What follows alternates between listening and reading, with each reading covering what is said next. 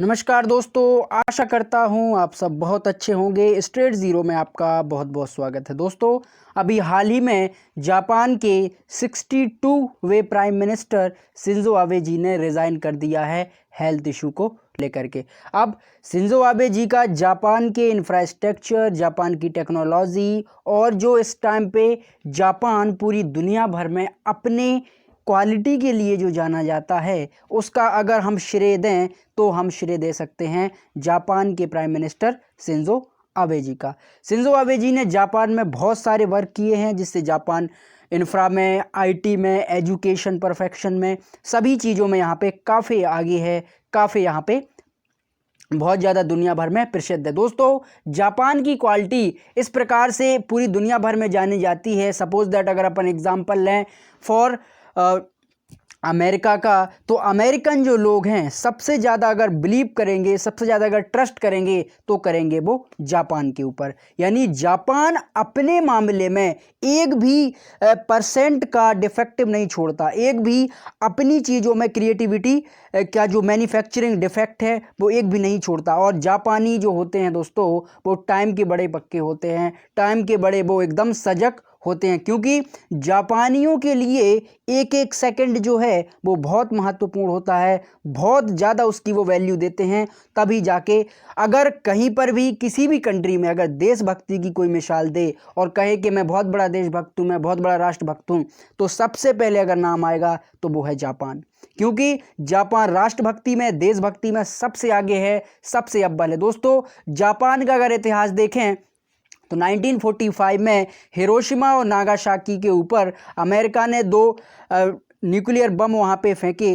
तब जापान उससे पहले इतना मतलब इतना तेज़, इतना क्रूर था कि आप अगर इतिहास पढ़ें जापान का, तो चाइना से जापान की बहुत ज़्यादा यहाँ पे बनती नहीं है, और यहाँ तक कि रशिया से भी, जो जापान के नेबर आसपास के पड़ोसी कंट्री हैं। 1945 से पहले जापान की आर्मी ने जो है चाइना और रशिया में इतनी तबाही मचाई है कि आज भी वहाँ पे अगर लोगों को बता दिया जाए कि भैया जापानी आर्मी का ये काम किया हुआ है या जापानी आर्मी ने किया हुआ है, तो आज भी लोगों के अंदर डर है, लोग वहाँ पे समझे हुए हैं। तो जापान का इस तरीके से पूरी दुनिया में एक इफेक्ट रहा है। लेकिन अभी हाल ही में जापान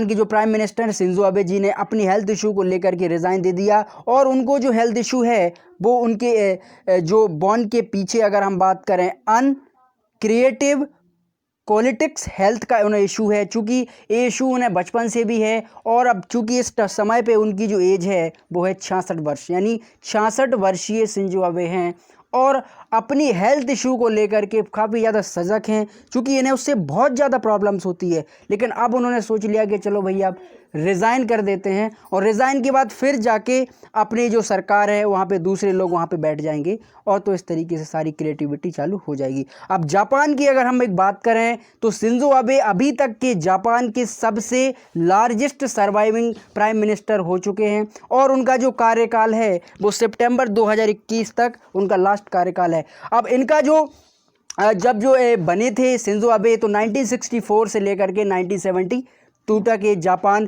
के प्राइम मिनिस्टर के पद पर वो रहे। अब जापान में काफ़ी ज़्यादा एक लिबरल डेमोक्रेटिक पार्टी है, उसके पार्टी के जो संचालक हैं वो शिंजो आबे हैं। लेकिन क्योंकि अब सारी चीज़ें वैसी नहीं हैं, अब उनकी भी एज हो चुकी है, तो उनने इसी बेस पर एक रिज़ाइन दे दिया। दोस्तों, आप यहाँ पे देख रहे होंगे ये पूरी दुनिया के मैप में जापान आपको दिख रहा है, और यहीं पे है रिंग ऑफ फायर। तो आप सभी जानते होंगे कि जापान में ज़्यादा भूकंप, बाढ़, इस तरीके के जो डिजास्टर हैं, मैनेज डिजास्टर काफ़ी यहाँ पे आते रहते हैं, जिससे जापान को वैसे कोई इससे फ़र्क नहीं पड़ता, लेकिन फिर भी जापान काफ़ी यहाँ पे आगे है, काफ़ी यहाँ पे सजग है। और यहाँ पे 3 से 4 यहाँ पे वोल्केनो यहाँ पे पाए जाते हैं जापान में, जो कि कभी भी एक्टिव हो सकते हैं, कभी भी फूट सकते हैं। और जापान आप समझ सकते हो कितना डेवलप, कितना आगे बढ़ चुका है देश, जिससे काफ़ी वहाँ के डेवलप नेशन में और वहाँ की डेवलपमेंट में शिंजो आबे जी का काफ़ी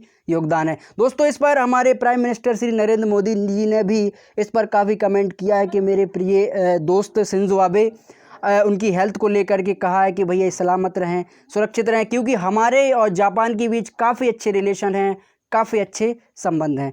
तो आशा करता हूँ आप इसे ज़रूर समझे होंगे, और अगर आपको ये वीडियो पसंद आया है तो चैनल को ज़रूर सब्सक्राइब करें, फ्रेंडों के साथ भी आप शेयर कर सकते हो। Thank you.